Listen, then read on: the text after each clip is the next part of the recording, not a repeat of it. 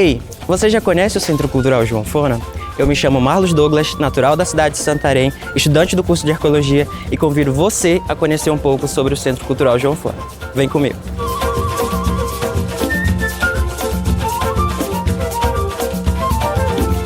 Um dos principais pontos aqui do Centro Cultural é a sala de exposição de materiais arqueológicos provenientes aqui da cidade de Santarém, isso mesmo.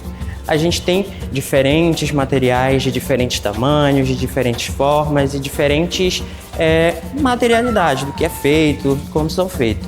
Nessa parte aqui, a gente tem material lítico, material de pedra, que tem diferentes formas, diferentes formatos e diferentes funcionalidades.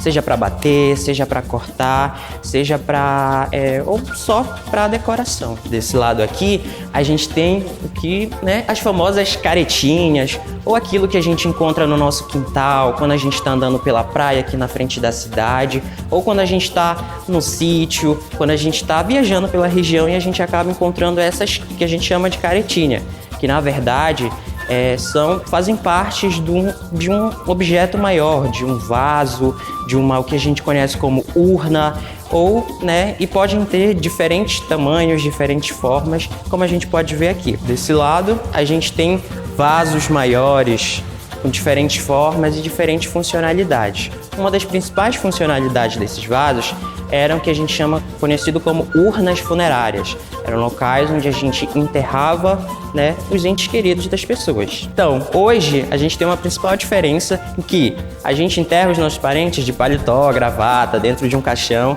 E lá no passado não, as pessoas faziam completamente diferente. Elas enterravam nesses vasos, E esses vasos podem ter tamanhos variados, podem ser desse tamanho ou tamanhos menores.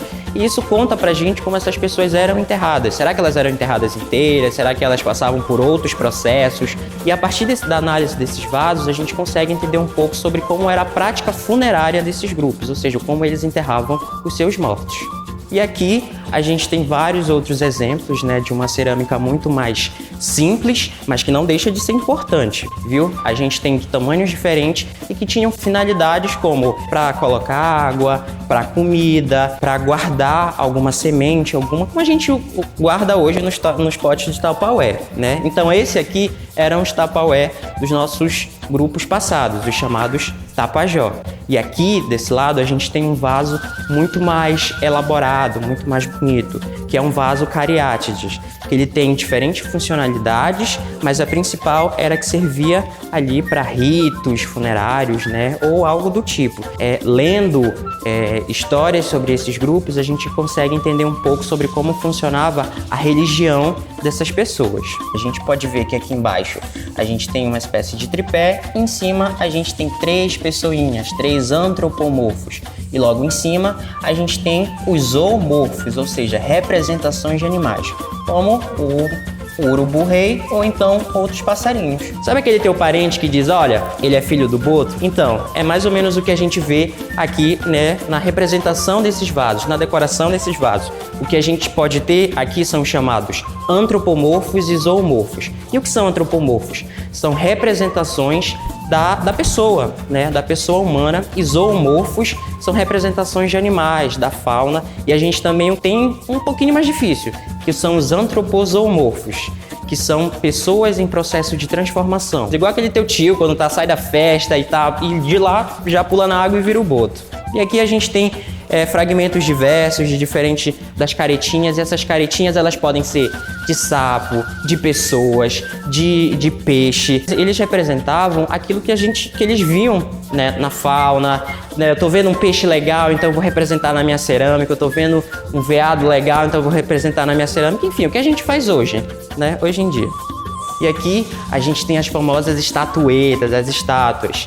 E elas tinham um significado muito importante, principalmente a representação feminina. E elas também tinham funcionalidade diferente, seja para decorar a sua casa, ou seja também utilizada em momentos de ritos.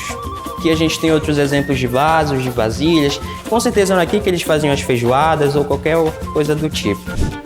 É importante a gente falar que hoje o Centro Cultural João Fona, que como é conhecido aqui na cidade de Santarém como museu, ele já passou por diferentes funcionalidades e hoje a gente entende ele como um centro cultural, que é diferente de museu. E o que principalmente difere é que o museu ele tem acervo arqueológico, ou seja, o museu trabalha, o museu cuida e o museu publica sobre coisas relacionadas ao próprio museu, diferente de um centro cultural, onde a gente tem diferentes materiais de diferentes lugares que contam um pouco sobre a história da cidade, da região, mas que não necessariamente é responsável pelo que está sendo exposto aqui. A gente tem aqui quadros contando sobre a nossa região, contando um pouco sobre a paisagem, contando um pouco sobre o que é encontrado de acervos arqueológicos, como os vasos Cariati, os vasos de Gargalo.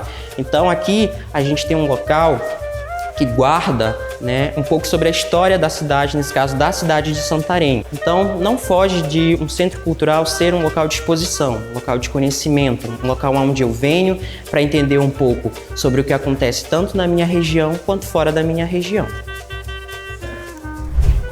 Bom, a gente conheceu um pouco sobre o Centro Cultural João Fona e é muito interessante pensar como é que eu faria isso dentro da minha região, dentro da minha comunidade, né?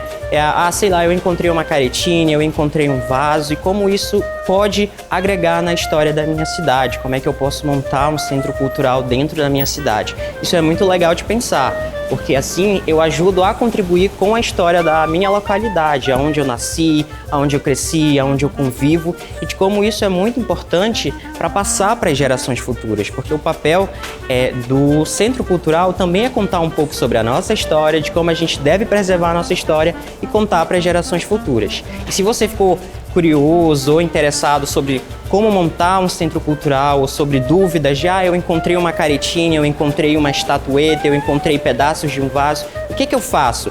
Deixa aí na DM, entra em contato que a gente vai estar te respondendo de como acondicionar, de como guardar e até mesmo montar um centro cultural onde você vive.